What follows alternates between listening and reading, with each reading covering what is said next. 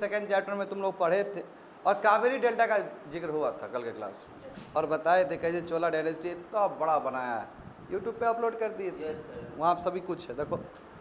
हाँ, वहाँ मज़ा नहीं आएगा, वो अलग बात है। बिल्कुल मज़ा नहीं आएगा तुमको। मज़ा कैसे आएगा? क्लास का प्रेजेंस कुछ और है ना, वो भेजते हैं इसलिए कि ताकि कंटिन्यूटी मेंटेन रहे तुम लोग का, रिकवर हो जाए, ओनली फॉर रिकवर। तो क्या तुमने कल नोटिस किया था कि उस समय दिल्ली में भी चल रहा था, और दिल्ली में भी अपना कैपिटल के साथ चल रहा था। देखो हर जगह, भारत इतना बड़ा विशाल देश, हमको लगा इतना लंबा आदमी कहाँ से आ गया कोई। बैठो जल्दी बैठो, तुम आओ हवा पानी खा के। यहाँ पे समझो तो नीचे तो बहुत कुछ घटना घटित हो ही रहा है, at the same time Delhi में भी बहुत कुछ हो रहा है, समझे। अब यहाँ पे एक नया टर्किश इन्वेजन होता है, एकदम सिनेरियो ही चेंज हो जाएगा। टर्किश इन्वेजन होगा कंट्री में तो सिनेरियो चेंज हो जाएगा। कहाँ पे पहले व्यवस्था, यहाँ पे कुछ और था। इस्लाम आएगा, जब इस्लाम आएंगे तो स्वरूप चेंज हो जाएगा, पॉलिटिकल उसका स्वरूप चेंज हो जाएगा, इकोनॉमी का व्यवस्था चेंज हो जाएगा, everything everywhere will get change, specially in north Gangetic plain. समझ गए? तो वही बोला जा रहा है, देखिए कि this was because Delhi become an important city only in the 12th century. कि दिल्ली जो सबसे, आज दिल्ली जो करते हो, तो दिल्ली का जो नींव रखा गया था वो 12th सेंचुरी में ही रखा गया था, और वो दिल्ली सल्तनत के नाम पर रखा गया था। दिल्ली का साम्राज्य है वो, और दिल्ली पूरा भारत को कंट्रोल करेगा। क्यों? क्योंकि इससे पहले हमने एंशिएंट इंडिया में देखा था तो मगध था, वो पाटलिपुत्र था, जहाँ से हमने साम्राज्य पूरा अफगानिस्तान तक फैलाया था। अब दिल्ली है, दिल्ली क्या करेगा? कंट्रोल करेगा सभी लैंड को। देखो टेबल 1 में दिखाया गया होगा तुम लोग को, उसमें बताया कि Delhi first became the capital of kingdom under the Tomara Rajput. और राजपूत के बारे में तुम लोगों को शायद कहानी बताए होंगे कि राजपूत ऐसा नहीं था कि एक साथ था, राजपूत भी बिखरे हुए थे। चमानास था, चौहान के बारे में पता है ना तुम लोग को, जिसे पृथ्वीराज चौहान हुए थे, बहुत बड़े राजपूत के रूलर थे वो। उनका स्ट्रेटेजी बहुत अलग था as compare to other Rajput rulers, समझे। वो ब्रेव थे, वो लड़ते थे, बहुत अच्छा लड़ते थे, बहुत गजब का वो थे वो। और गोरी को हराया भी था पहला बैटल ऑफ तराइन में, पर सेकंड में वो हार जाते हैं। उसका रीजन भी क्या है कि बाकी राजपूत उधर चला जाता है। सबसे बड़ा, हाँ बैटल ऑफ तराइन जी, हाँ तराइन सेकंड वाला बैटल में हारते हैं, बैटल ऑफ तराइन ही है, पहला वाला में जीत जाते हो।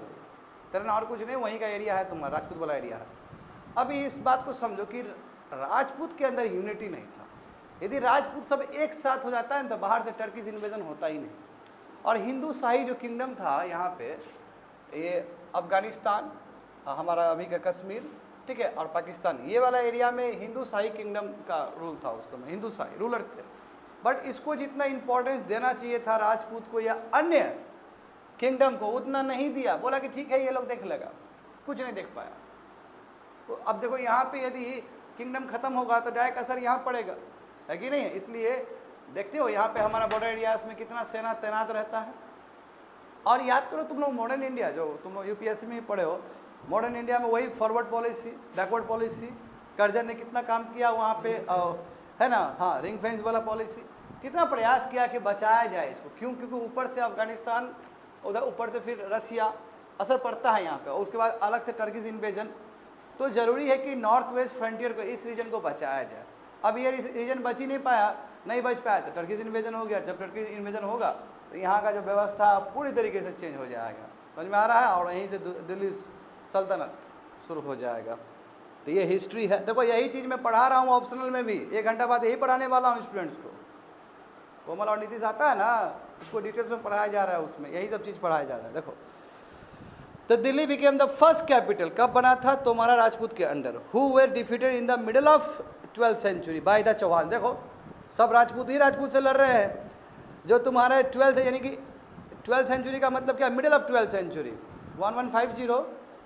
उस टाइम में क्या था कि तुम्हारा जो राजपूत था उसको दूसरे राजपूत ने हराया, चौहान राजपूत ने हराया, अजमेर का, अजमेर मतलब अभी का राजस्थान का। It was under the Tomaras and Chauhan that Delhi became an important commercial centre. ऐसा नहीं कि टर्किश के टाइम में ही दिल्ली फेमस हुआ, दिल्ली पहले भी फेमस हो चुका था राजपूत के अंदर, तोमार्स और चौहान्स के अंदर, ठीक है। चौहान्स को चमानास भी कहा जाता है। Many rich Jaina merchants lived in the city and constructed several temples. Coins minted here called Delhiwal had a wide circulation. कहा था देखिए ऐसा नहीं है कि दिल्ली बहुत पहले से ही पॉपुलर था इन लोग राजपूत के अंदर, और बहुत गजब का सिटी बन चुका था। और यहाँ पे जैना मर्चेंट्स रहते थे। अब मर्चेंट रहने का मतलब क्या है? Economic activity. इकोनॉमिक एक्टिविटी का मतलब क्या है? मनी सर्कुलेशन, है ना, पैसा घूमेगा, वेलोसिटी ऑफ मनी बहुत तेज़ी से घूमेगा। जितना पैसा तेज़ी से घूमे उतना ही क्या होगा? इकोनॉमिक ग्रोथ होगा किसी भी जगह का। तो वही हो रहा है वहाँ पे। और उस समय का जो कोइन जो बनता था दिल्ली में उसको क्या बोलते हैं? दिल्लीवाल कहते हैं। ये बहुत इंपॉर्टेंट है, दिल्लीवाल। दिल्लीवाल है क्या? तो करेंसी या फिर कोइन जो बनता था दिल्ली में, कोइन है, करेंसी नहीं है, कोइन है, जो बनता था उस समय उसको कहते थे। The transformation of Delhi into a capital that control vast areas of the subcontinent started with the foundation of the Delhi Sultanate in the beginning of the 13th century। अब दिल्ली तो चलो सिटी बन गया, है ना। अब दिल्ली सिटी बनने के बाद कैपिटल में ट्रांसफर हो रहा है। सिटी तो चलो, सिटी तो बहुत है भारत में, बेंगलोर है, हैदराबाद है ना, पटना है, कोलकाता है, बट कैपिटल तो नहीं है ये। तो सिटी में किसी को कैपिटल बना लेना बड़ी बात है कि नहीं है? भारत में देखो क्या है कैपिटल? दिल्ली है। तो दिल्ली का इंपॉर्टेंस तो अपने आप में बढ़ जाता है। चलिए मान लीजिए कि हम राजपूत के टाइम में आपका दिल्ली प्रॉस्पर किया, एक सिटी बना, एक बहुत बढ़िया सिटी बना। अब वो सिटी नहीं रहा, वो अब कैपिटल भी बनने वाला है। अब कैपिटल का रिलेवेंस होता है, कोई भी कंट्री का कैपिटल होता है वो वेल फ्लरिश होता है कि नहीं? है कोई भी कैपिटल उठा कर देख लो, पाकिस्तान का उठा कर देख लो, इस्लामाबाद पॉपुलर है ना। तुम टर्की का उठा कर देख लो, तुम इस्तांबुल बहुत पॉपुलर है कि नहीं है? हर बहुत, जैसे तुम साउथ अफ्रीका का उठा कर देख लो, केप टाउन, वो भी बहुत पॉपुलर है। दो है वहाँ पे कैपिटल, समझे? क्या है? जोहान्सबर्ग भी है, हाँ, दो है वहाँ पे, एडमिनिस्ट्रेटिव और इकोनॉमिक दोनों है। हाँ, बहुत खूबसूरती से बांटा गया है। मैं वर्ल्ड हिस्ट्री में बताऊँगा बात का, पढ़े हो ना, बहुत खूबसूरत। देखो यहाँ पे तो यही चीज़ बताया कि दिल्ली कैपिटल बना जिसमें बहुत एरिया को कंट्रोल करके रखेगा। और यही दौर था कि यहाँ पे दिल्ली सल्तनत स्टार्ट किया है, and it is at the beginning of the 13th century. 13th century का मतलब क्या है? 1205, 1206। अब 1206 से आगाज़ हुआ है दिल्ली सल्तनत का। कौन दिल्ली सल्तनत का नींव रखा है बताओ जरा? हाँ, कुतुबुद्दीन ऐबक, स्लेव डायनेस्टी। उसके बाद कौन आगे ले गया है इस साम्राज्य को? बताओ जल्दी से, तुम लोग को थोड़ा बहुत आइडिया होना चाहिए। कौन ले गया है? इल्तुतमिश।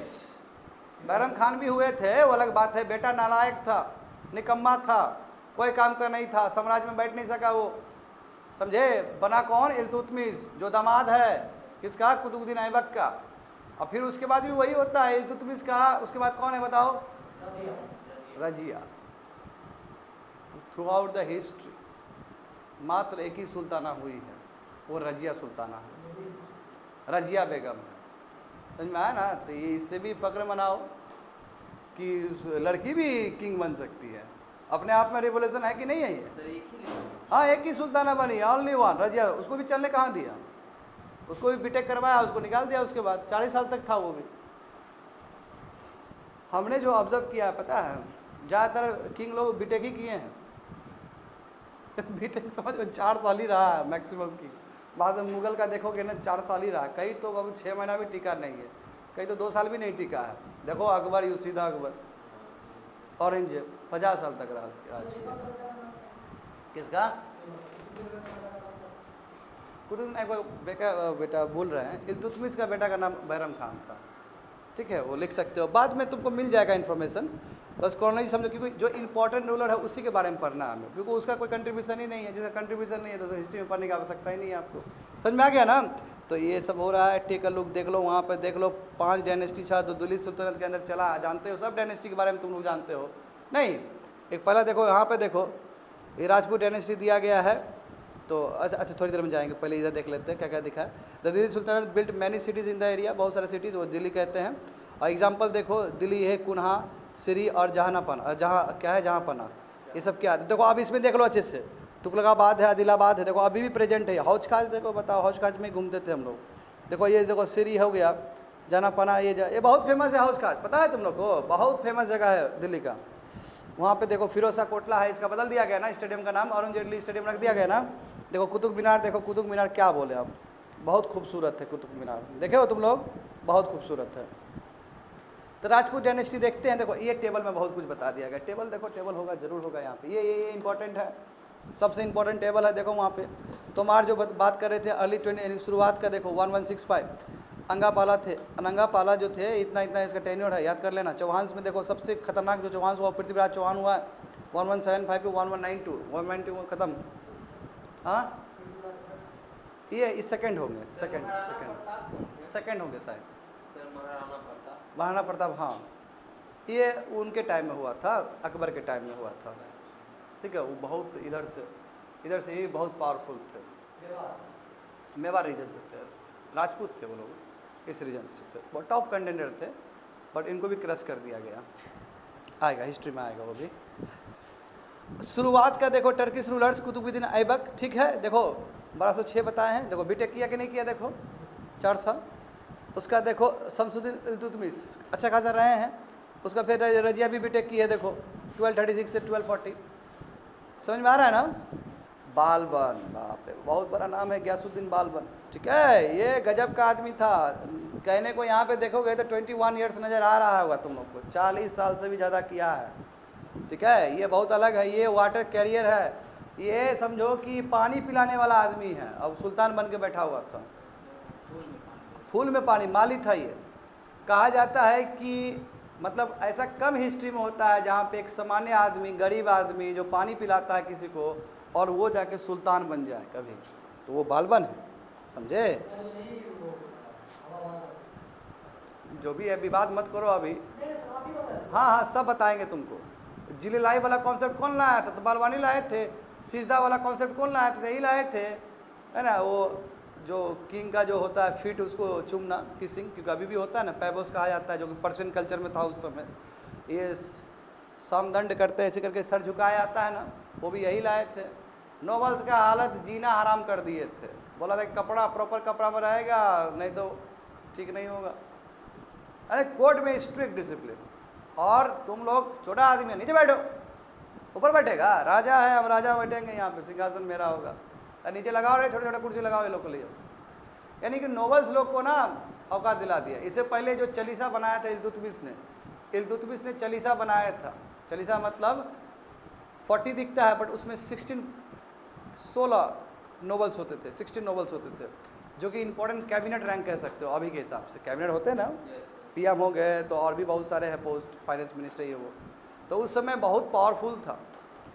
इल्तुतमिश मरा तो रजिया को बड़ा मुश्किल हुआ सिंहासन पे आने पे, फिर भी रजिया आई, और उसके बाद पूरी तरीके से बेकारी हुई। रजिया जब गई तो इस सिस्टम बहुत ख़राब था। उसके बाद बालबन आया।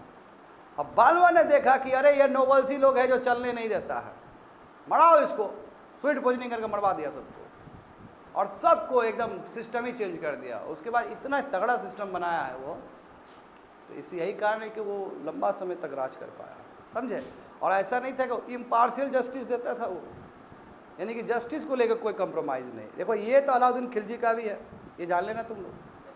ये राजा लोग जो थे ना, जस्टिस को लेकर एकदम पक्का थे, न्याय जरूर मिलेगा आपको। क्यों, हम रिप्रेजेंट कर रहे हैं जुडिशरी सिस्टम को, हम बैठे हैं, किसी को भी दिक्कत होगा आओ मांगो। नहीं, नेपोटिज्म तो था, बहुत हद ही नेपोटिज्म था।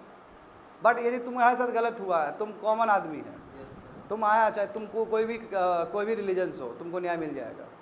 राजा कहीं आदमी मेरे साथ कुछ गलत कर जाए, हाँ नहीं, तभी भी राजा को, आदमी को भी मारा जाएगा उस समय, उसको भी पनिश किया जाएगा। तो तब सर उस समय कैसे नेपोटिज्म को आप बोले? नेपोटिज्म मतलब पोस्ट, जो इंपॉर्टेंट पोस्ट है उसका अपना ही आदमी बैठेगा, तो वो भी तो नेपोटिज्म ही हो गया ना। समझे ना, नेपोटिज्म का बहुत बड़ा हो सकता है उसका आपका दायरा। अब पहला समझ गए ना, तो पहला तुम्हारा ये हो गया, उसको बोलते हैं स्लेव डायनेस्टी। जो अर्ली टर्किश रूलर है वो स्लेव डायनेस्टी का है। देखो खलजी डायनेस्टी, अब खलजी अलाउद्दीन खिलजी जानते हो, बहुत ही विवादित हस्ती है कि नहीं है। पद्मावत का एपिसोड जानते हो ना, क्या हुआ था, नहीं जानते हो, कोई बात नहीं है, देख लो। जलालुद्दीन खिलजी बहुत बूढ़े आदमी, बना लिया सम्राट, बहुत बूढ़ा आदमी था, बहुत बूढ़ा आदमी था, और काइंड हार्टेड आदमी था। इसका हिस्ट्री में पढ़ोगे, बहुत काइंड हार्टेड। यदि कि मान लो कोई रॉबर्ट्स है, कोई किसी को लूट लिया, तो उसको आके बोलते थे ए गलत काम, ऐसा नहीं करना है, ठीक ना, जाओ। इतने सीधे आदमी थे जलालुद्दीन खिलजी। इनका जो बना है आए का दमादी है वो, एक तरफ से अलाउद्दीन खिलजी, वो एक नंबर का तगड़ा आदमी। उसने पूरा सिंहासन हिला के रख दिया था, उसने पूरा रेवोल्यूशन लाया था। इसलिए जो अलाउद्दीन खिलजी का जो समय है उसको खिलजी रेवोल्यूशन भी कहा जाता है। यदि मोहम्मद हबीब को पढ़ोगे तुम लोग, बहुत बड़े स्कॉलर रहे हैं भारत के, अभी भी जिंदा ही है, अभी भी आते हैं डिबेट करने के लिए। तो मोहम्मद हबीब के भाषा में समझा जाए तो खलजी जब डैनिश रूल कर रहा था तो उसको खलजी रेवोल्यूशन भी कहा जाता है। ये अलाउद्दीन खिलजी के बारे में बहुत कुछ चेंजेस किया है। उसके बाद देखो तुगलक, तुगलक डायनेस्टी में मैं क्या बोलूँ, गयासुद्दीन तुगलक तो ज़्यादा नहीं बोलूँगा उसके बारे में, पर मोहम्मद बिन तुगलक ये बहुत ऊपर का रूलर था। ये अपने ज़माने से आए का रूलर था। ये ऐसा ऐसा कुछ कर दिया ना कि वो उस समय में वो चीज़ लागू नहीं हो सकता था। वो अपने समय से भी आगे सोचता था वो, इसलिए फ्लॉप कर गया वो, समझे ना। जब ये मरा था तो इसके ऊपर चुटकुला चलता था, अब ये मरा है तो राजा प्रजा से अलग हो गया और प्रजा भी इससे अलग हो गया, अच्छा हुआ। इस तरह का कोई टिप्पणी, ठीक है। तो यानी कि मोहम्मद बिन तुगलक अपने समय से आगे था, बट इस तरह का उसका जो प्रयास था वो प्रयास पूरी तरीके से विफल रहा। फिरोज शाह तुगलक, हाँ ये भी बहुत इंपॉर्टेंट रूलर है, क्योंकि फिरोज शाह तुगलक ने इरिगेशन पे बहुत काम किया है। जो टैंक्स वगैरह देखते हो ना, अभी इरिगेशन वाला वर्क, इस पर बहुत काम हुआ है। तो तुम लोग को टेन्योर जरूर याद कर लेना है। उसका सैयद डायनेस्टी में खिजिर खान थे, ये उतना इंपॉर्टेंट नहीं है। लोधी डायनेस्टी, बहलोल लोधी, अब बहलोल लोधी इंपॉर्टेंट है क्योंकि ये जो लोधी डायनेस्टी है ना, ये अफगान डायनेस्टी है, अफगानिस्तान का रिप्रेजेंट कर रहा है। बट इससे पहले जितने भी है 4 dynasty, slave dynasty, Khalji dynasty, Tughlaq dynasty और सैयद डायनेस्टी, ये जो 4 डायनेस्टी है ये टर्किस का है, समझे, जो टर्की से आया है। बट जो लोधी डायनेस्टी देखते हो ये अफगानिस्तान का वंशज है। और जब शेरशाह सूरी का नाम सुना है ना सब लोग, यस सर। वो भी अफगान का ही वंशज है, इसी का लोधी का ही वंशज है वो सब। समझ में आ गया? तो लेट्स स्टार्ट द क्लास। देखो तो finding out about the Delhi sultan देखते हैं। Although inscription, coins and architecture provides a lot of information. हाँ बहुत ज़्यादा इन्फॉर्मेशन हमको मिल जाएगा इंस्क्रिप्शन से, कोइन से और भी आर्किटेक्चर से, यानी कि मस्क वगैरह देखोगे तो बहुत सारा इन्फॉर्मेशन मिल जाएगा। हिस्ट्री जैसे तारीख है सिंगुलर, तारीख plural, written in Persia, the language of administration the Delhi, यानी कि बहुत सारा जगह से आपको मिल जाएगा। और पर्सिया जानते हो, पर्सिया में ही तुम्हारा वो लैंग्वेज था जो दिल्ली सुल्तान लोग फॉलो करता था, अपना ऑफिशियल लैंग्वेज था। अभी देखो ऑफिशियल लैंग्वेज भारत का कौन सा है? Hindi and English, Hindi and English both. तो ऑथर देखे, तारीख का जो ऑथर थे वो बहुत लर्नड मैन थे, बहुत पढ़े लिखे आदमी लोग होते थे। सेक्रेटरीज, एडमिनिस्ट्रेटर, पोएट्स, कोर्टियार्ड्स, जो इवेंट्स को उस समय लिखते थे, रखते थे, वो रूलर्स को एडवाइस भी करते थे गवर्नेंस के लिए, क्योंकि सब लोग पढ़े लिखे लोग सब थे। और एक तरह से वो जस्टिस में भी अपना योगदान देते थे, जस्टिस सिस्टम भी डिलीवर करने में। समझ में आ गया ना? तो आई होप समझ में आ गया होगा कि ये तारीख लिखा गया है, तारीख में बहुत कुछ बताया गया है। तारीख हो, तारीख का मतलब होता है वही प्लूरल फॉर्म, और तारीख का मतलब सिंगुलर फॉर्म। तो ये सभी चीज़ जो स्कॉलर्स उस समय लिखे थे उसमें बहुत सारा चीज़ बताया गया है सुल्तान के बारे में। और सर्कल ऑफ जस्टिस है, पढ़ लेना तुम लोग, ठीक है, पढ़ लेना तुम लोग, इतना तुम लोग काम कर लेना। Keep the following additional details in mind. The authors of तारीख लिव्ड इन सिटीज़। अब जो भी तारीख का जो ऑथर्स होते थे, जो ज्ञानी पुरुष होते थे, वो दिल्ली में रहते थे, क्या कि दिल्ली जानते हो मेन गढ़ है सुल्तान का, ठीक है। और हार्डली एवर विलेज में कभी रहते ही नहीं थे, ये लोग सब सिटी में रहते थे, दिल्ली में रहते थे। They often wrote their histories for sultan in the hope of rich rewards. ऐसा ही होता था, पहले ही बता चुका हूँ मैं। ये सुल्तान के बारे में कसीदे पढ़ते थे, अच्छा लिखते थे, ताकि क्या भरोसा किसी दिन मूड ठीक हो जाए सुल्तान का और वो अपना जेवर खोल के हमको देते, ये ले जाओ, तुम्हारे लिए रखे थे, ये ले जाओ, क्या पढ़ा है, क्या लिखा है, सीखो रे, नया लेखक है, तुम सीखो इससे, कितना बढ़िया लिखा है ये, ऐसा। These authors advise rulers on the need to preserve an ideal social order based on the birthright and the gender distinction. Their ideas were not shared by everybody. तो क्या बोला, ये जितने भी ऑथर्स थे ये रूलर्स को एडवाइस करते थे कैसे हमें सोशल ऑर्डर को मेंटेन करना है, लॉ एंड ऑर्डर को मेंटेन करना है। और ये बोलते थे कि ये बर्थ राइट है। देखो नेपोटिज्म का बात आया कि नहीं आया, ठीक है। और जेंडर डिस्टिंक्शन, देखो लड़का लड़की में तो पूरा भेदभाव होगा ही होगा वहाँ पे। टर्किश इन्वेजन है जी, पूरा लड़की को दबाया ही जाएगा, समझे। तो there ideas way not, but सबको पसंद नहीं आता था। ऐसा नहीं कि जो ऑथर्स बोल दिया सब लोग खुश हो गए, ऐसा कुछ नहीं है। अब तुम लड़की के विरोध में बात करोगे तो लड़की कैसे खुश होगी? ऐसे मान लो कि आज हम टीचर है, आज तुमको हम इतना टीका टिप्पणी कर दिए और गर्ल्स हमारे क्लास में प्रेजेंट है, लेट्स अभी है ही, तो हमने कुछ ऐसा भड़काऊ भाषण दे दिया गर्ल्स के लिए, तो गर्ल्स कैसे एक्सेप्ट करेगी हमारे बात को? भले ही हम टीचर है वो अलग बात है, बोले क्या सर आप भी वही है ना। जैसे पॉलिटिशियन लोग करता है, पॉलिटिशियन लोग देखते हो कितना गंदा टीका टिप्पणी कर देता है, वो नहीं जाना चाहते वहाँ पे हम, बट वेरी बैड। आप एक प्रोग्रेसिव सोसाइटी में रहते हो, आपका बोला हुआ चीज़, जैसे कि आलू कहता है कि सर कोई भी आप बोलते हो किसी पे तो उसका असर पड़ता है। सही बात है, पॉलिटिशियन का बात तो और असर पड़ता होगा, क्योंकि पॉलिटिशियन तो कंट्री को रिप्रेजेंट कर रहा है, स्टेट को रिप्रेजेंट कर रहा है। तो यही चीज़ है, लोगों को पसंद नहीं आ रहा था। देखो तो 1236 में सुल्तान इल्तुतमिश की डॉटर जो रजिया है वो सुल्ताना बनी है, करेक्ट।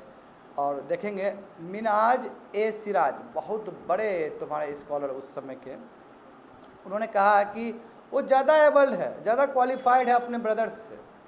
अब देखो रजिया सुल्ताना के बारे में तुम लोगों को पता होना चाहिए, वो बहुत डेडिकेटेड थी। जब अपने इल्तुतमिश के साथ वो ट्रैवल करती थी, कोर्ट जाती थी, और पिताजी का गुण पूरा एक एक सीख के बैठी हुई थी। वो केवल खाली जज ही मतलब जस्टिस ही देने पे वो आगे नहीं थी, वो मिलिट्री भी जानती थी, मिलिट्री स्किल भी था उसके अंदर एडमिनिस्ट्रेटिव स्किल भी था, जस्ट लाइक इंदिरा गांधी। समझ रहे हो, यानी कि परवरिश भी पूरी तरीके से अच्छे से हुआ था रजिया का। रजिया पूरा कपड़ा उपड़ा पहन के जाती थी, जब उसके पिताजी जाते थे ना तो कोर्ट में जाती थी वो, तो सब अपने फादर से सीखी है वो अच्छे से, वही यूज़ करेगी वो। तो जब वो बनी, but he was not comfortable having, but अब जो नोबल जो है, जैसे कि तुम लोग कहा है मैंने कि इनके पिताजी ने इल्तुतमिश ने चालीसा बनाया, उसमें 16 मेंबर है नोबल्स है, इसको नोबल्स कहा जाता है, जो इंपॉर्टेंट पोस्ट पे है। जब मरा इल्तुतमिश, ये लोग खूब खुश था कि अब पावर हम ड्रा करेंगे, और इसका जो झुटपुटिया वाला बच्चा है जो रूल नहीं कर पाएगा उसको बैठा देंगे सिंहासन पे, और रियल पावर हम इंजॉय करेंगे। जैसे देखो मनमोहन सिंह के टाइम में रियल पावर इंजॉय करता था सोनिया गांधी सब पीछे से, समझ में आ रहा नहीं, यही चीज़ होगा यहाँ पर भी। बट रजिया आ गई बीच में, बोली कि हम बैठेंगे, हम भी तो वंशजी हैं अपने पिता के। और उसके बाद रजिया को बैठाने नहीं दिया, और रजिया ने क्या किया कि जो पीपल ऑफ दिल्ली सबसे रिक्वेस्ट किया कि देखिए हम बैठेंगे, हमको सब कुछ आता है। तो दिल्ली के पीपल का एस्पिरेशन को देखते उसको बैठाना पड़ा। क्यों? पीपल खुश नहीं होगा तो रिवोल्ट हो जाएगा, तो पीपल का एस्पिरेशन को देख के बैठाना पड़ेगा। तो नोबल्स ने क्या समझा ये चीज़ कि चलो ठीक है बैठा देंगे, अब पीछे से फिर गाइड करेंगे हम ही लोग, लड़की है क्या चलाएगी सिंहासन पर। मगर गेम उल्टा हो गया इसका, पता चला कि ये तो उससे भी आगे निकल गया, जस्टिस दे रही है, तौर तरीका अलग है, नोबल्स को डांट रही है बीच बीच में। और जब उधर जस्टिस ये तो हो गया एडमिनिस्ट्रेशन, और जब जस्टिस का बात आया कोर्ट में, तो कोर्ट में भी अपना कपड़ा पहन के जा रही है फैसला सुनाने के लिए। साइको खा गए हैं लोग, नोबल्स लोग, बोला अरे बाप रे ये तो 2 कदम आगे निकल गई, हम तो इसलिए लड़की को बैठाया था, चलो ठीक है बात नहीं हुआ, बैठाए थे इसलिए कि पपेट की तरह काम करेगा, ऐसा कुछ नहीं हुआ। तो ये लोग षड्यंत्र रचना शुरू कर देगा इसके अगेंस्ट, और सफल हो जाता है उन लोग।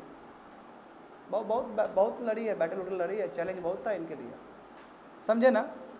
तो वही बोला कि नोबल्स ना खुश थी इसका, ठीक है। एंड सी वाज, देखो अल्टीमेटली उसको थ्रोन से निकाल दिया गया 1240 में, समझ गए ना। तो मिनाज ए सिराज ने रजिया के बारे में क्या बोला है देखो, तो ये समझाएंगे तुमको क्योंकि उससे रिलेटेड है। तो मिनाज ए सिराज समझ रहे हो ना कौन है, उस समय के स्कॉलर है, जो कोर्ट पोइट है कह सकते हो। Thought that the queen rule went against the ideal social order created by God. अब मिनाज उसका क्या वो सोचता है कि जो क्वीन का जो रूल है, क्वीन का रूल का कॉन्सेप्ट है ही नहीं वहाँ पे तर्गिस में, पर्सिया में। तो बोला जो क्वीन रूल करेगी ये भगवान के खिलाफ है। इसका मतलब उसका क्या विचारधारा है, उसका विचारधारा है कि गर्ल कभी भी नहीं बन सकती है सुल्ताना, या सुल्तान नहीं बन सकती है। देखो क्योंकि हमेशा जो महिला रहेंगी वो सबऑर्डिनेट टू मैन रहेगी, मैन बड़ा रहेगा और उसके नीचे कौन, महिला रहेंगी, ऐसा विचार। He therefore asks in the register of God creation, since her account did not fall under the column of man, how did she again from all her experience, यानी कि वो क्या वो लिख रही है अपना क्रिएशन में लिख रहा है कैसे एक लड़की कैसे बन सकती है, लड़का ही बनना चाहिए, इस तरह का सवाल है। तो on her inscription and coins Razia mention that she was the daughter of, और अपने इंस्क्रिप्शन में अपने कोइन तो इशू करेगा ही करेगा क्योंकि ये लोग क्वीन है किंग है, तो उसमें उसने लिखा था कि हम इल्तुतमिश की बेटी है। तो ये तो जनता तक मैसेज पहुंचाना पड़ता है ना, ये तो जनता तक मैसेज नहीं पहुंचाओगे तो कैसे कोई ट्रस्ट होगा कि रजिया कौन है या फिर रजिया का पावर क्या है। तो उसके लिए बताना पड़ेगा कि हमारे पिताजी कौन है। तो इंस्क्रिप्शन में पाया जाता है कि हम डॉटर है सुल्तान इल्तुतमिश के। And this was in contrast to the queen, ये क्या है रुद्रमा देवी। और वो देखो ककतिया डायनेस्टी की थी, वो बहुत डिफरेंट थी। देखो ऐसा नहीं कि एक रजिया ही हुई है, रजिया दिल्ली सुल्तान की हुई है। अभी भारत में और भी अन्य एग्जाम्पल तुमको मिल जाएगा जो काम की है, जो किंग की तरह परफॉर्म की है काम को। एक ये भी हो गई, ककतिया डायनेस्टी से आती थी, उस समय आंध्र प्रदेश का हिस्सा जानते हो। और इसने क्या किया कि she change her name on the inscription and print she was a man, और इसने इंस्क्रिप्शन में अपना नाम भी चेंज कर दिया और ऐसे दिखाया कि एज इफ वो मैन है, क्योंकि मैन का एक्सेप्टेबिलिटी ज़्यादा होता है। किंग के तौर पे, इसलिए। अनदर क्वीन डिडा है जो कश्मीर को रूल किया। देखो इसका मतलब हिस्ट्री में बहुत सारा एग्जाम्पल है, गर्ल होके भी रूल किया है इन लोगों ने। देखो her title is interesting, it comes from didi और एल्डर सिस्टर। बताओ ये जो दीदा जो है ना वो दीदी से आया है सब, ताकि दीदी बोलते हैं तो कितना एक सब्जेक्ट जो प्रजा है उससे एक एफिलिएशन होता है ना, लव होता है ना। आज ममता बनर्जी को दीदी कहा जाता है तो एक अफेक्शंस के लिए, प्यार के लिए। तो देखो यहाँ पे देखते हैं यहाँ पे दिल्ली सल्तनत का कैसे तुम्हारा क्रिएट हुआ, क्या क्या इंपॉर्टेंट उस समय का जगह था। देखो मैप देख लो अच्छे से, major cities capture by Iltutmish ने क्या क्या कैप्चर किया था। देखो वहाँ पे देखो यहाँ पे काजाकोट है, मुल्तान है जो पाकिस्तान में होगा, ऊँच है, कसली है, अजमेर है। देखो उस जगह को देखो, कम से कम सोचो कि कहाँ कहाँ क्या क्या है। मदाउन है, बारान है, सुनाम है, बरवाला है, कोरम है, सरस्वती है, हंसी है। दिल्ली देखो इंपॉर्टेंट हो गया वहाँ पे। कोल है, रंथनबोर है, रंथनबोर का मतलब नीचे बहुत खतरनाक लोग बैठा हुआ है। बनारस है, गोमती रिवर वहाँ से बह रहा है, देखो अवध है। ये सब जितना है सब इंपॉर्टेंट सिटीज़ है, किसके टाइम में, इल्तुतमिश के टाइम में। तो in the early 13th century, वही 1200 के आसपास, 1206-7, द कंट्रोल ऑफ दिल्ली सल्तनत really went beyond heavily fortified towns occupied by garrison. Garrison मतलब वही यही जो एरिया दिखाया गया ना, वही गैरिसन्स है। गैरिसन मतलब क्या है कि जहाँ पे उसने फोर्टिफाई करके अपना जगह रखा है, उसके बाद उधर नहीं गया है, अपना एक एरिया लोकेट कर लिया और वहाँ पे सिटी सब डेवलप कर दिया। समझ गए? तो सुल्तान नेवर कंट्रोल द हिंटरलैंड। देखो अब ये तुमको समझना होगा, सेल्डम मतलब होता है नेवर। सुल्तान ने कभी हिंटरलैंड को कंट्रोल नहीं किया। हिंटरलैंड मतलब विलेज सब एरिया को कंट्रोल नहीं किया, उसका जो कंट्रोल था सिटीज ही था। असर दिखेगा बट रियल कंट्रोल नहीं था। देयरफॉर पूरा अपने ट्रेड के लिए डिपेंडेंट था वो प्लंडरिंग पे, यानी कि ट्रिब्यूट पे, प्लंडरिंग पे, यानी कि उसको सामान चाहिए वहाँ से, विलेज से उसको सामान चाहिए। अब विलेज से सामान चाहिए, एग्रीकल्चर प्रोड्यूस चाहिए कि नहीं चाहिए, उसको आर्टिसन चाहिए। तो ये लोग क्या करते, प्लंडरिंग कर देते थे, या फिर बोलते थे कि अरे देखो हम राजा है, हमको दो, नहीं तो हम कर देंगे, अटैक कर देंगे। तो इस तरह रिलेशन बना हुआ था। ये कहना गलत बात होगा कि शुरुआत में दिल्ली सल्तनत का पूरा विलेज पे कंट्रोल था, तो गलत बात है, आस्ते आस्ते कंट्रोल होगा।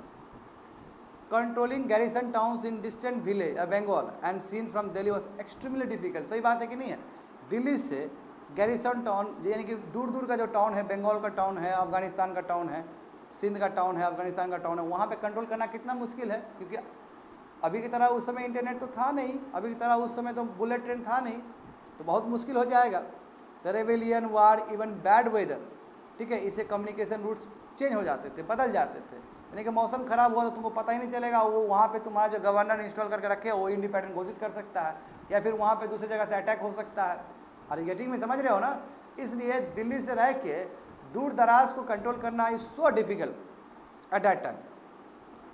And Delhi authority was also challenge by the Mongol invasion. जानते हो मंगोल का बार बार अटैक हो रहा है वहाँ से, तो उसको बड़ा टेंशन है कि कैसे टाउन्स को रखे कंट्रोल करके, दूर दराज का टाउन।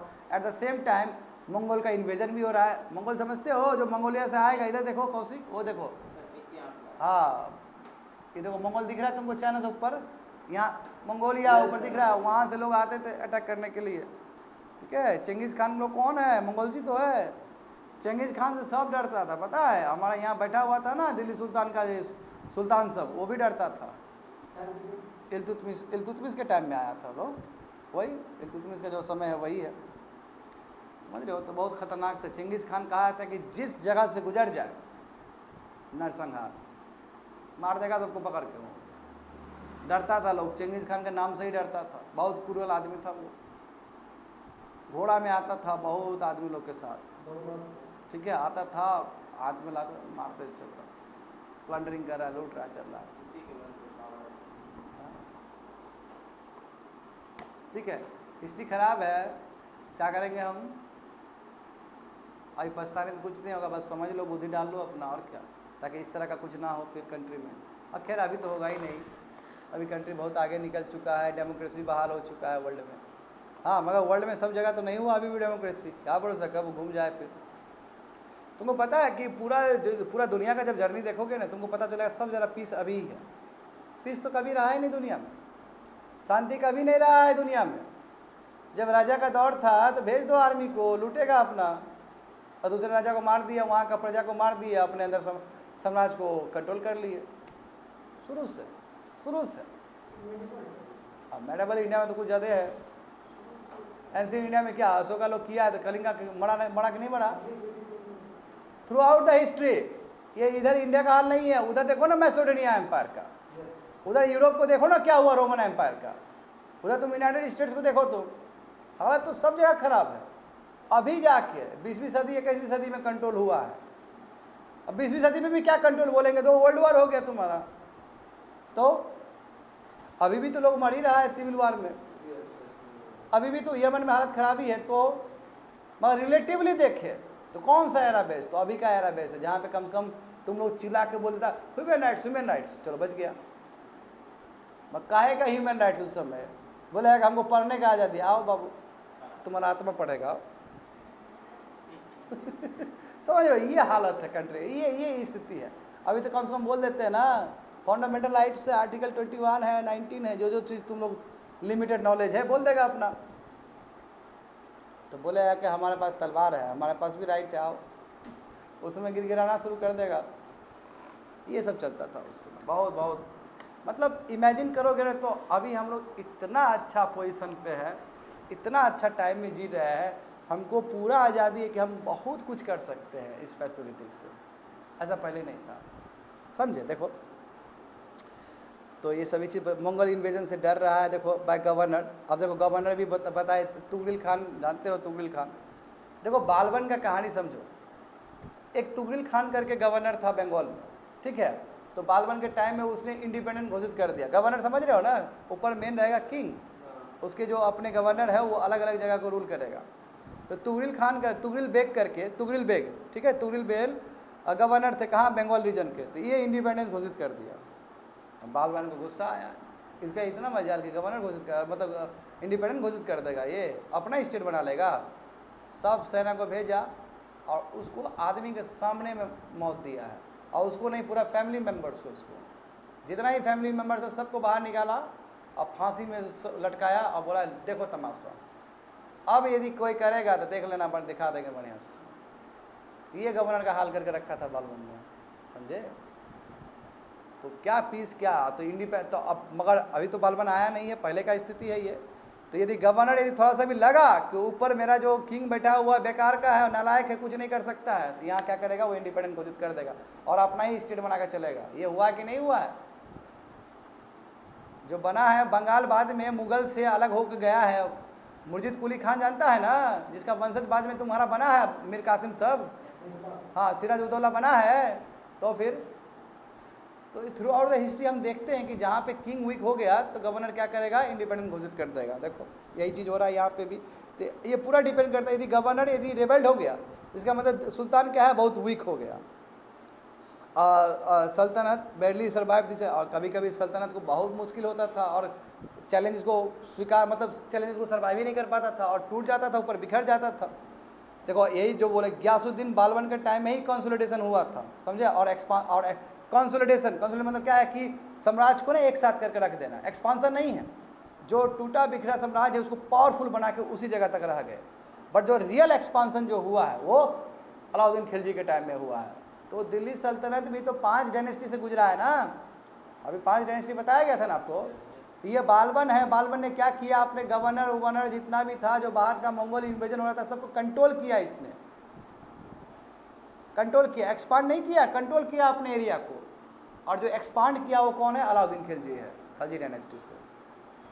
और बाद में तुगलक डायनेस्टी से मोहम्मद बिन तुगलक भी होगा। मोहम्मद बिन तुगलक जानता है, वो बुड़बक आदमी, दिल्ली से कैपिटल चेंज कर दिया अपना, देवागिरी रख दिया, नीचे आ गया। वो बताओ, बोला कि महाराष्ट्र कैपिटल बनाएंगे। और इतना बुड़बकी काम किया, नीचे आया, ऊपर से उसको डर था कहीं मंगोल इन्वेजन ना कर दे, उसका बाद में दिमाग खुला है। और नीचे आया, वो डेक्कन है, पानी का अवेलेबल ही नहीं है।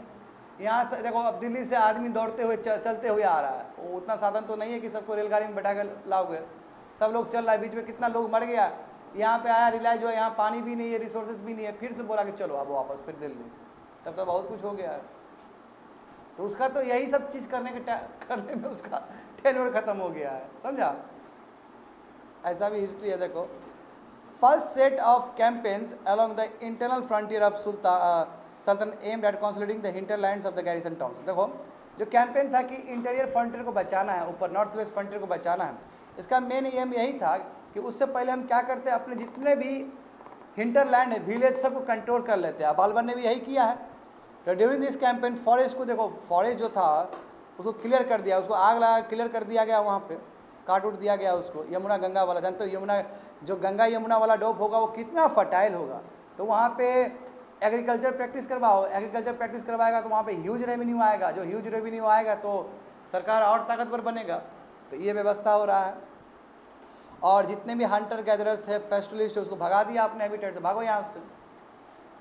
तो वहाँ पे भी इंक्रोचमेंट हुआ। जैसे ब्रिटिश ने 1927 का फॉरेस्ट एक्ट बना के बर्बाद किया कि नहीं किया ट्राइबल्स लोग को, तो ये भी तो वही कर रहा है कि जो जंगल में झींगा लाला कर रहा था बैठ के, उसको निकाल दिया उसको। क्यों? साम्राज्य बनाना है, हमको खेती चाहिए, हमको ये चाहिए वो चाहिए। This lands were given to peasant. अब जो लैंड लेके ट्राइबल से छीन के किसको दे दिया? पीजेंट को दे दिया। बोला कि एग्रीकल्चर करो, इसमें कल्टिवेट करो। न्यू फोर्ट्रेसेस, गैरिसन टाउन्स और टाउन्स को इस्टेब्लिश किया गया ताकि हमारा ट्रेड रूट क्या हो, प्रमोट हो, स्ट्रेंथन हो। और रीजनल ट्रेड, अंदर का जो ट्रेड, क्योंकि ट्रेड बढ़ेगा तभी पैसा आएगा, है ना?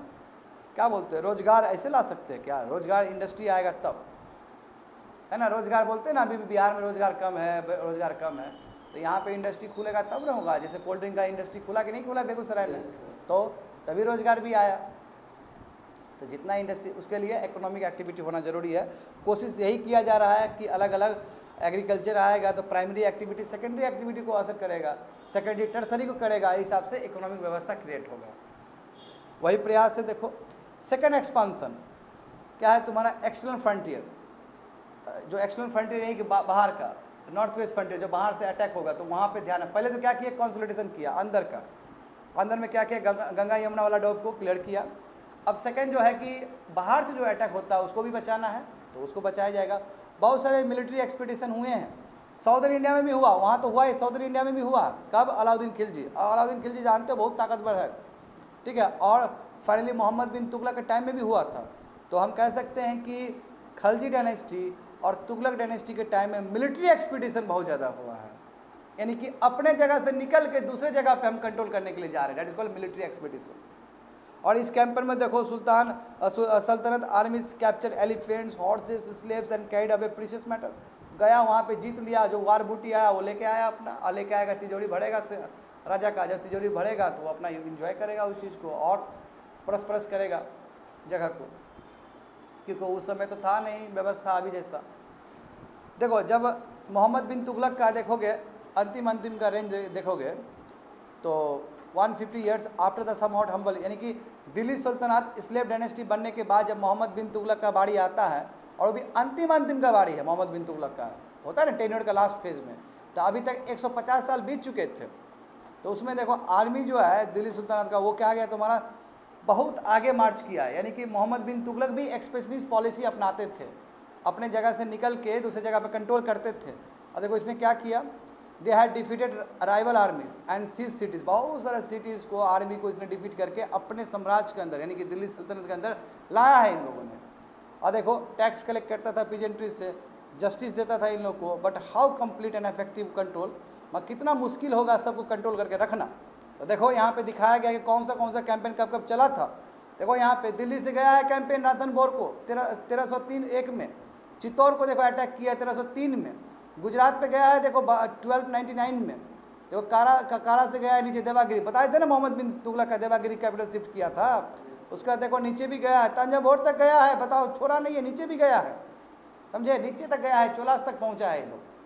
तो यही तुम्हारा मिलिट्री कैंपेन हुआ, समझ रहे हो ना। देखो दिल्ली से वारंगल गया है, हाँ वारंगल अब कितना बड़ा सिटी है, तेलंगाना का वारंगल बहुत बड़ा सिटी है, जैसे हैदराबाद है ना, वारंगल भी बहुत नामी सिटी है, बहुत फेमस सिटी। देखो यहाँ पे देख लो, मैप देख लो यहाँ पे अच्छे से, कौत अल इस्लाम मस्क है, मिनारेट से जो बनाया गया था 12th सेंचुरी के लास्ट डिकेड में, और यहाँ पे देखो कितना खूबसूरत से मस्क बनाया गया है, ठीक है। This was the congregational mosque of the first city build by the Delhi sultan, described as the chronicles as Delhi है खुनहा ओल्ड सिटी। इसका मतलब है कि पहले दिल्ली में कैसा दिखता था, ओल्ड सिटी के नाम पे ये फेमस है, old Delhi city. The Musk was enlarged by, इस मस्क को इल्तुतमिश ने भी बड़ा किया, अलाउद्दीन खिलजी ने भी बड़ा किया। देखो मीनार क्या है तुम्हारा 2 सुल्तान ने बनाया था। कौन कौन सुल्तान है वो? कुतुबुद्दीन ऐबक और इल्तुतमिश। दिख रहा है तुमको मीनार? जो ये देखो ना, ये देखो, ये जमा क्या है, कुतुब मीनार देखो ना कितना खूबसूरत है। कुतुब मीनार तुम लोग को सबको जाकर विजिट करना चाहिए, इतना अच्छा है देखने में, इतना अच्छा लगता है, सुंदर है, बहुत सुंदर है। ये भी कुतुब मीनार का ही स्ट्रक्चर होगा शायद। हाँ, अच्छा, ये तुम्हारा बेगमपुरी मस्क है तुम्हारा, जिसने बनाया, मोहम्मद बिन तुगलक के टाइम में बना है ये, ठीक है। मेन मस्क है तुम्हारा जहाँपना का, ठीक है, जो कि वन ऑफ द बेस्ट कह सकते हो आर्किटेक्चर उस समय का है। देखो मस्जिद है। उसके बाद देखो दूसरा स्ट्रक्चर देखो, मौत की मस्जिद है, जो कि सिकंदर लोदी के टाइम में बना था। वहाँ फिगर देखो ना, फिगर है वहाँ पे, ध्यान दो, ठीक है। और भी देखो स्ट्रक्चर सब है। मस्कब जमाली कमाली जो बनाया गया था उस समय 1520s में। 1520s का मतलब क्या है कि अब बाबर आने वाला है, लास्ट लोधी डायनेस्टी। तो थोड़ा देख लेते हैं। अब देखो इसमें ना पर्टिकुलर राजा का कंट्रीब्यूशन दिखाया नहीं गया, उसमें ऑल टुगेदर दिल्ली सुल्तान का दिखाया गया। तो आप ये तय नहीं कर पाओगे कौन क्या बना रहा है, क्योंकि छोटा किताब है, बस तुमको फैमिलियर करवाया जा रहा है कि दिल्ली सुल्तान में देखो ये सब हुआ है, ठीक है। और जब कोई बच्चा यूपीएससी का तैयारी करता है तो उसको हर एक चीज़ पता होना चाहिए। अलाउद्दीन खिलजी ने क्या किया अलग से, इसने क्या किया अलग से, इसने क्या किया अलग से, एवरीथिंग देखो पढ़ाएंगे तुम्हारा दूसरा मॉडल में। देखो तो एडमिनिस्ट्रेशन देखते हैं और खिलजी और तुगलक के टाइम में कि कैसे ये लोगों ने क्या किया, अपने अंदर रखा है चीज़ों को, लैंड को। The consolidation of kingdom as vast as the Delhi Sultanate needed reliable governors and administrator. सही बात है कि नहीं है? अब किंगडम को कंसोलिडेट करना है, मतलब एक तीर्थ करना है, एकजुट करना है, तो ज़रूरी है कि दिल्ली जो सुल्तान है उसको गवर्नर चाहिए। वो भी कैसा गवर्नर? ट्रस्टेड गवर्नर चाहिए। और कैसा चाहिए? ट्रस्टेड एडमिनिस्ट्रेटर चाहिए, और तुगलक बेग की तरह नहीं, समझे ना? Rather than appointing aristocrats and landed chiefmen governor, the early sultans, especially Iltutmish, favored their special slaves. सही बात है कि वो क्या करता था? ये एरिस्टोक्रेट्स को नहीं करता था, या फिर जो चीफ मैन थे यानी कि जो इम्पोर्टेंट लैंड ओनर वाले थे उसको नहीं करता था। ये क्या करते थे? इल्तुतमिश क्या करते? जो अब उसका अपना फेवरेट स्लेव्स था, जो बाहर से वो लाया था, उसको गवर्नर का पोस्ट देता था। चालीसा बताया कि नहीं बताया तुम लोग को? 16 मेंबर का उसको देता था कि जाओ तुम लोग गवर्नर बनेगा। देखो चालीसा क्यों बोला गया था? चालीसा देखो नाम है, नोमेनक्लेचर है केवल। जैसे G20 में 20 स्टेट नहीं है, और भी स्टेट है, एक सिंबॉलिक, एक बस एक तुम्हारा ऑर्गेनाइजेशन का नाम है, चालीसा बोला जाता है। चालीसा में 40 से कोई लेना देना नहीं है, बस नाम है केवल। कितना टोटल? 14 16 मेंबर्स होते थे, 16। देखो तो स्पेशली इल्तुतमिश ने क्या किया? अपने स्पेशल स्लेव को भेजा है, किसके लिए? देखो उसके मिलिट्री सर्विस के लिए, बंदागन के लिए इन Persia. They were carefully trained to man some of the most important political affairs in the kingdom. उसको बहुत अच्छे से ट्रेनिंग दिया जाता था, समझे ना? Since they were totally dependent upon the master, the sultan put trust and rely upon them. क्योंकि ये सबसे ज़्यादा ट्रस्टेड वन था, जो भी आदेश है सुल्तान से लेता था उस हिसाब से करता था। तो इसलिए इल्तुतमिश जैसे राजा को कभी भी डर नहीं लगा कि इसके स्लेव्स इसके अगेंस्ट जा सकते हैं। But what after him, but वो मरा तो उसके बाद जानते हो कि उसका बेटी को रहने तक नहीं दिया था। और जबकि वसीयत जो होता है, वसीयत समझते हो ना, ये जो बोलते हैं कि हमारे बाद क्या होने वाला है, हमारा संपत्ति का, हमारे थ्रोन का, तो वो इल्तुतमिश ने रजिया का ही नाम लिखा था उसमें। वो खुद चाहता था इल्तुतमिश कि उसकी बेटी रजिया ही बने, क्योंकि सब बेटा सब नालायक था, बहुत नालायक था। और तभी तो चालीसा रखना चाह रहा था कि बेटा को, कि बेटा नालायक है तो पावर हम इंजॉय करेंगे। किंग का तो पोस्ट बहुत बड़ा पोस्ट है ना, उसमें रख दिया, पीछे से पावर इंजॉय कर रहे कि जो मन है वो कर रहे हैं। बट ऐसा नहीं हुआ। रजिया मरी तो कुछ हुआ ऐसा, बट फिर अभी बालबन आएगा, बालबन जब आएगा तो हवा पानी टाइट कर देगा इन लोग का, समझ गए? देखो हाँ, बालबन का जो तुम अभी तो चलो कुछ नहीं है किताब में, कुछ नहीं लिखा गया। अभी बालबन का ही स्टोरी में कल बता रहा था इन लोग को, कोमल और नीतीश को बताओ, उसको हमने 14-15 पेज में पढ़ा है। अभी यार तो छोटा छोटा क्लास का है ना, जब आप डेप्थ में जाइएगा, आप समझिएगा बालबन के बारे में, तो आपको लगेगा कि इसने पूरा चेंज ही कर दिया, पूरी तरीके से पूरा स्विंग कर दिया। नोबल्स लोग का हालत ख़राब करके रख दिया था उसको। आने वाले समय में अलाउद्दीन खिलजी भी हालत ख़राब करके रख देता है। क्यों? उससे पहले किसी ने किया है तो असर पड़ेगा ना दूसरे रूरल पर भी। ऐसा होता है ना, जैसे मोदी जी बहुत अच्छा काम करे गए, जो मोदी जी के बाद जो आएंगे वो भी अच्छा काम करेंगे ना, एग्जाम्पल बना ये सब। तो खिलजी और तुगलक कंटिन्यू टू यूज़ बंदागन, यही बंदागन जो अपने स्लेव्स को रख के मिलिट्री के लिए काम करवा रहे हैं, तो खिलजी ने भी यूज़ किया है और तुगलक ने भी। देखो वही मैं बोल रहा था। अब जो इल्तुतमिश ने जो यूज़ किया, इसका खलजी डायनेस्टी ने भी यूज़ किया और तुगलक डायनेस्टी ने भी यूज़ किया, समझे। एंड ये सब अपने क्लाइंट होते थे और ये लोग को हाई पोजीशन पे दिया जाता था। हो गया नेपोटिज्म का बात। यहाँ पे अपना ही स्लेव्स को मिलेगा और देखो हाई पोजीशन पे, उसको पॉलिटिकल पोजीशन पे दिया जा रहा है, और देखो इसको जनरल के रूप में अपॉइंटेड किया जा रहा है, गवर्नर के रूप में किया जा रहा है। But however this also introduce an element of political instability. But इससे पॉलिटिकल इंस्टेबिलिटी आया है। क्या होता है पॉलिटिकल अनस्टेबिलिटी का मतलब? क्या भरोसा, कभी भी गिर सकता है। अब ये तो चुना तुम्हारा लेट से इल्तुतमिश चुना, बाद में क्या हुआ, इल्तुतमिश खत्म हुआ, फिर वो अपने बोला कि इंडिपेंडेंट है हम। उसका बेटा हमको सिखाएगा क्या? उसके पिताजी हमको सिखाए तो बात अलग था। और ये सेम चीज़ देखो बाबर का जो बेटा है, क्या है बाबर का बेटा हुमायूं, ये उधर भी हुआ था, ये वहाँ भी हुआ है, मुगल के साथ भी हुआ है। सर समझ में आ रहा है तुम लोग को? तो स्लेव्स और जो क्लाइंट थे वो बहुत लॉयल होते थे मास्टर्स को लेके और अपने पैट्रन्स को लेके, बट उसके हेड्स को लेके नहीं होते। देखो वही सक्सेसर को लेकर नहीं होते थे, देखो वही लिखा गया है। New Sultan had their own servant, और इसलिए नए नए जो सुल्तान होते थे उसका अपना ही अपना सर्वेंट होता था, अपना ही अपना प्रेफरेंस होता था। As a result the accession of a new monarch often saw conflict between the old and new nobility. इसलिए जब नए आते थे सुल्तान तो यहाँ पे झगड़ा होना स्वाभाविक था। पुराना विचारधारा वाला नोबल्स वो बोलेगा कि ये क्यों आ सकता है, और नया विचारधारा वाला नोबल जो बोलेगा कि नहीं यही आएगा क्योंकि ये हमारा मास्टर है, तो वहाँ पे भी झगड़ा होगा। तो यही औकात दिलाने के लिए ना, यही औकात को तोड़ने के लिए बालबन ने ऐसा प्रयास किया था और सब नया आदमी को रख दिया था नोबल्स में। जाओ बच्चा है तुम लोग। और जो पुराना आदमी था और जो बदमाश आदमी था सबको बढ़िया से जहर पिला के पहुँचा दिया ऊपर, यानी कि आप कुछ बोल ही नहीं सकते हो। जाओ। तो क्लास हो रहा है ना, अभी तो क्लास हो रहा है ना, समझ रहे हो ना? ये क्लास को कंट्रोल करने के लिए किया था। देखो the patronage of this humble people by the Delhi sultan also shocked many elites and the authors of Persian tawarikh criticize the Delhi sultan for appointing the low and based born to high offices. बताओ, जो बड़े बड़े किताब लिखते थे इस तरह के जो स्कॉलर थे, ठीक है, ये मिनहाज वाले जो स्कॉलर थे, ये लोग कभी कभी क्रिटिसाइज भी कर देते सुल्तान को कि इतना छोटा वाला आदमी लोग को काहे तुम अपॉइंट किया है बड़ा बड़ा पोस्ट में।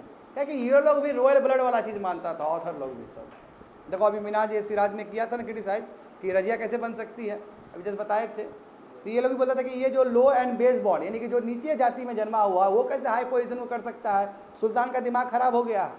ये लोग पूरा क्रिटिसाइज कर रहा है क्योंकि ये लोग का दिमाग में बीज भरा हुआ है कि जो टर्किश का जो होगा रॉयल ब्लड होगा वही बनेगा, नोबल्स बनेगा और वही सुल्तान बन सकता है।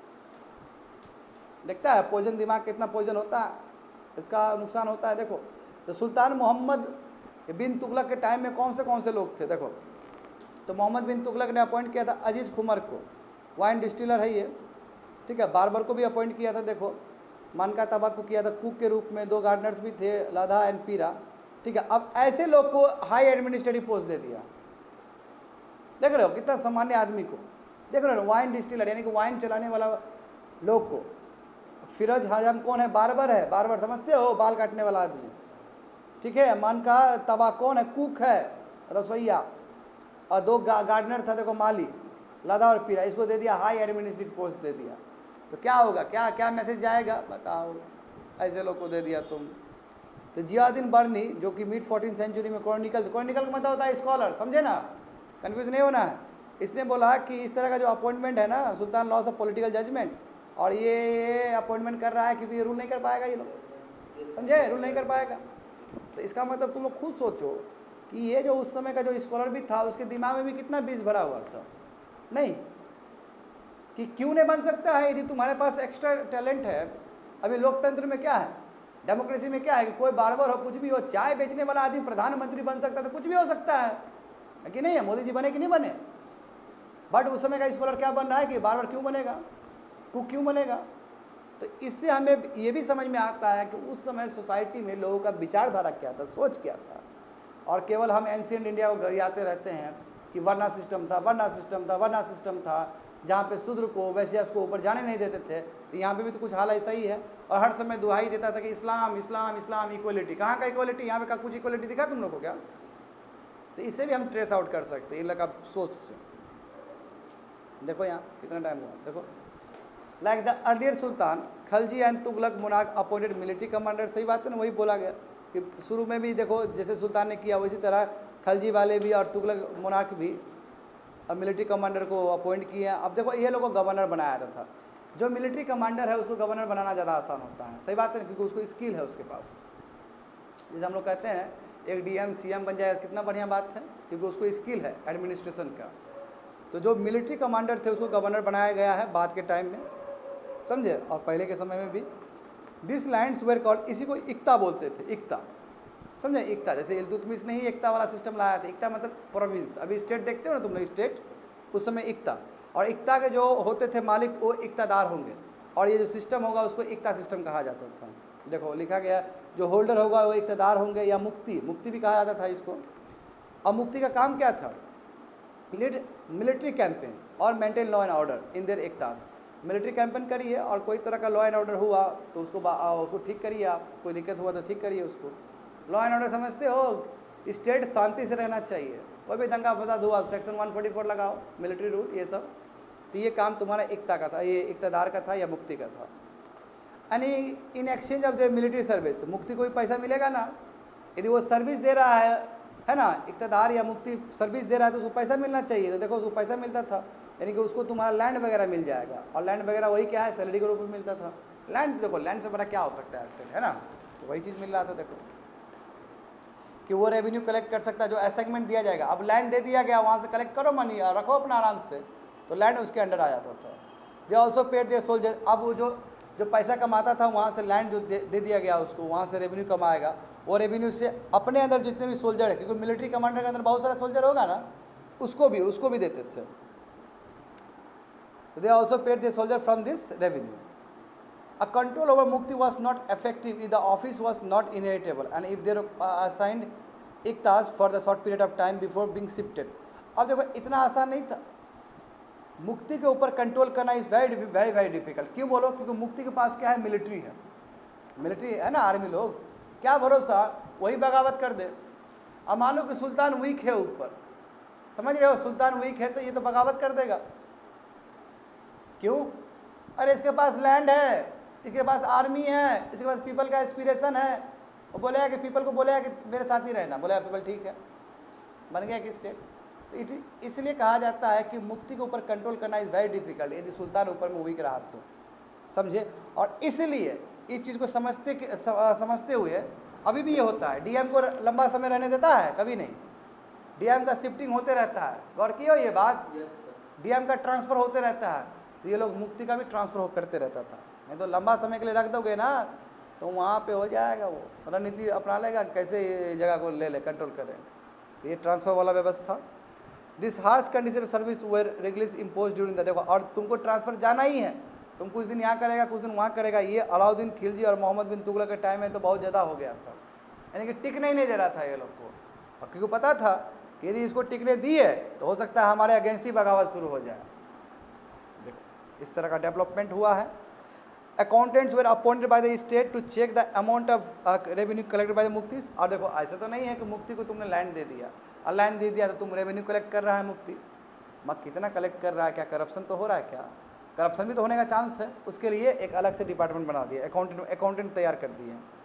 Care was taken that the muqti collected only the taxes prescribe by the state, उतना ही टैक्स कलेक्ट करे जितना स्टेट बोला है। यदि ज़्यादा किए करेगा तो उसके ऊपर पनिशमेंट होगा फिर। और यदि बच गया पैसा, देखो यदि पैसा बच जाए, जैसे मान लो कुछ 100 रुपया बोला गया उसको कलेक्ट करने के लिए, और उसने लेट से 150 रुपया किया, तो 50 रुपया एक्स्ट्रा हुआ ना, वो राजा के तिजोरी में चला जाएगा। और ऐसा भी केस हो सकता है कि 100 रुपया का उसका नीड है, बट उसने 50 रुपया ही कलेक्ट कर पाया, तो 50 रुपया फिर सरकार का जो, यानी कि राजा का जो तिजोरी है वहाँ से चला जाएगा। ऐसा होता है, डिफिसिट हुआ तो वो उधर चला जाएगा। इस तरह का बैलेंस था वहाँ पे, ताकि मुक्ति के ऊपर भी फुल कंट्रोल रहे कि मुक्ति कितना कलेक्ट कर रहा है रेवेन्यू को। As the Delhi sultan brought the hinterland of the cities under their control, they forced the landed chipmen, समानता aristocrats and the rich landlords to accept their authority। सही बात है ना, चूंकि दिल्ली सल्तनत अब आस्ते आस्ते हिंटरलैंड को भी अपने अंडर करने लगा ना। शुरू में देखा, शुरू में हिंटरलैंड नहीं था, अभी हिंटरलैंड को भी कंट्रोल किया। हिंटरलैंड कंट्रोल करने का मतलब क्या है कि वहाँ पे सब भूमियार टाइप के लोग बैठे हुए हैं जिसका बहुत ज़मीन है, तो उस पर भी आक्रमण होगा। बोले कि अब तुमको देना पड़ेगा, तो उसको भी कंट्रोल किया जा रहा है। वही समन्ता एरिस्टोक्रेट, समन्ता बताए थे ना क्लास में, समन्ता क्या होता है, जो सब ऑर्डिनेट के रूप में काम करेगा, और जब जब तुमको मिलिट्री आर्मी चाहिए तो ये पहुंचाएगा तुमको। वही चीज़ हुआ, रिच लैंडलॉर्ड स्वीकार कर रहा है कि हाँ सुल्तान कोई है ऊपर में। तो कहने का मतलब ये हुआ कि विलेज वाला एरिया भी कंट्रोल किया जा रहा है बढ़िया से। अंडर अलाउद्दीन खिलजी, देखो अलाउद्दीन खिलजी के टाइम में तो हद ही हो गया। देखो state brought the assessment and collection of land revenue under its own control. Land revenue कितना उठेगा ज़मीन से, क्या असेसमेंट होगा, वहाँ पे क्या सर्वे होगा, सर्वे से पता चलता है ना कि लैंड कौन सा फर्टाइल है। यदि लैंड ज़्यादा फर्टाइल है तो वहाँ प्रोडक्शन ज़्यादा होगा, प्रोडक्शन ज़्यादा होगा तो वहाँ पर रेवेन्यू ज़्यादा आएगा। तो ये असेसमेंट होना शुरू हो गया था अलाउद्दीन खिलजी का। अभी देखते हो कि एग्रीकल्चर लैंड असेसमेंट होता है ना, जाकर देखा जाता है कि इतना लैंड में कितना हेक्टेयर तुम्हारा अनाज उगेगा। ये चीज़ पहली बार स्टार्ट हुआ है भारत में अलाउद्दीन खिलजी के टाइम में, इसलिए कई विद्यार्थी के लिए रिसर्च का भी यही हिस्सा होता है। आज देखते हो भारत में जितने भी एग्रीकल्चर में प्रॉब्लम होता है उसका नींव रख दिया गया था उसी समय से, और ये सर्वे करवाया जा रहा है अलाउद्दीन खिलजी, यानी कि अलाउद्दीन खिलजी ने और कंट्रोल कर लिया अपने हाथ में। The rights of the local chiefman to levy tax were cancelled. बताओ, लोकल लोग पैसा उठा रहा था ना, लोकल चीफमैन लोग, लैंडलॉर्ड सब, अब वो नहीं उठा सकता, कैंसिल कर दिया गया है।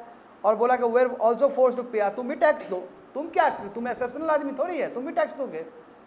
यानी कि समझ रहे हो क्या हो रहा है यहाँ पे, अलाउद्दीन खिलजी के टाइम में क्या हो रहा है कि इन लोग के ऊपर भी शिकंजा, ठीक है, इन लोग को भी नहीं छोड़ा जाएगा।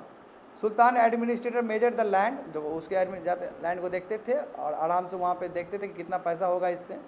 सम of the old chiefman and landlord serve the sultan as a revenue collector and assessor. सही बात है कि नहीं है?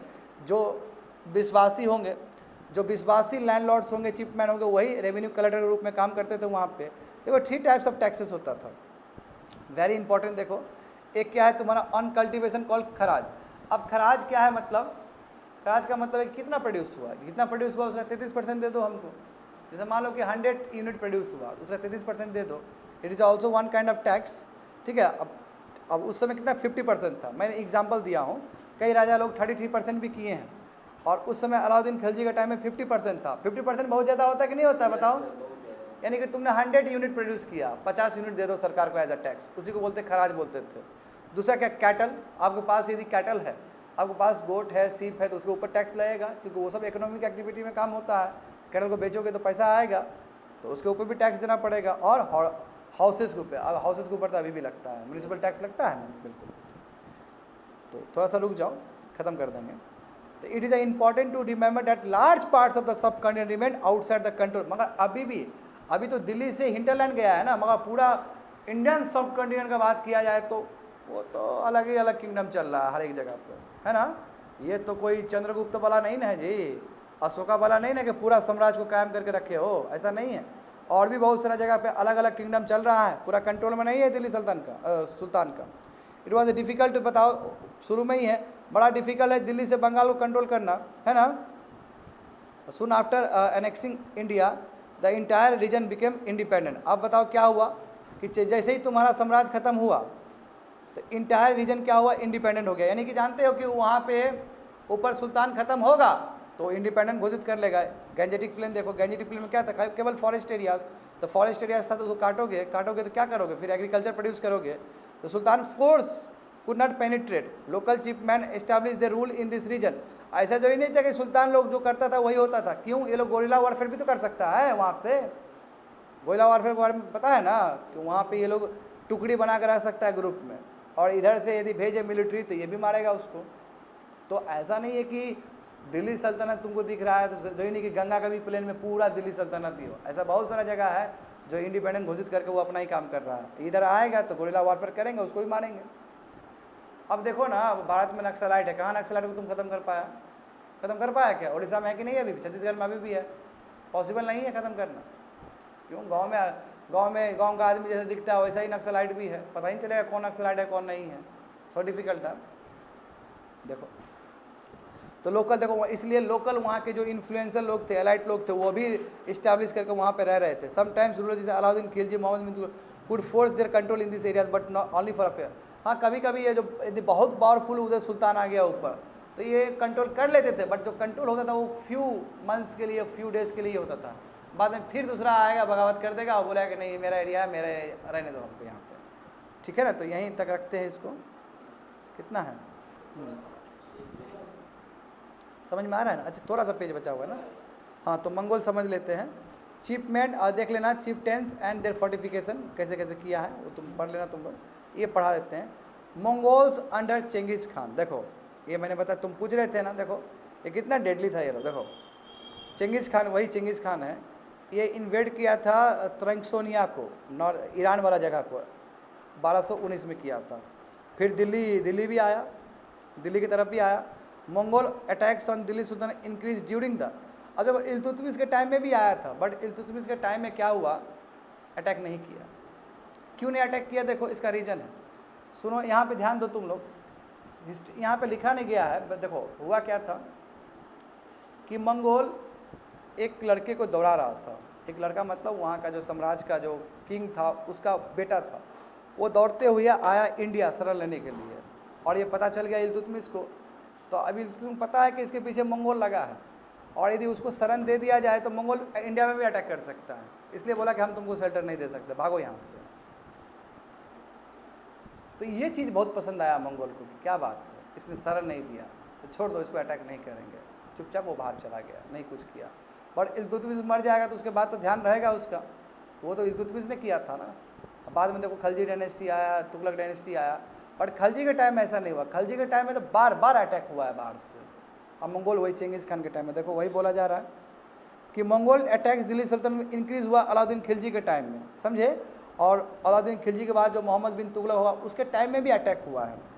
This force the two rulers, ये जो अलाउद्दीन खिलजी और मोहम्मद बिन तुगलक, यही कारण था कि इन लोग को लार्ज स्टैंडिंग आर्मी रखना पड़ता, बहुत बड़ा आर्मी, जैसे अभी बीएसएफ है कि नहीं हमारा, सीआरपीएफ है, उस तरह का आर्मी क्रिएट करके रखना पड़ा इन लोग को कि फ्रंटियर में बैठे रहो, बाहर से आएगा तुम लोग देखना, ठीक है। और इसका मतलब क्या कि ह्यूज एडमिनिस्ट्रेटिव चैलेंज है ये, इतना बड़ा टुकड़ी को रखना, वहाँ पे सैलरी खिलाना, सैलरी देना, खिलाना, सो डिफिकल्ट टास्क ना।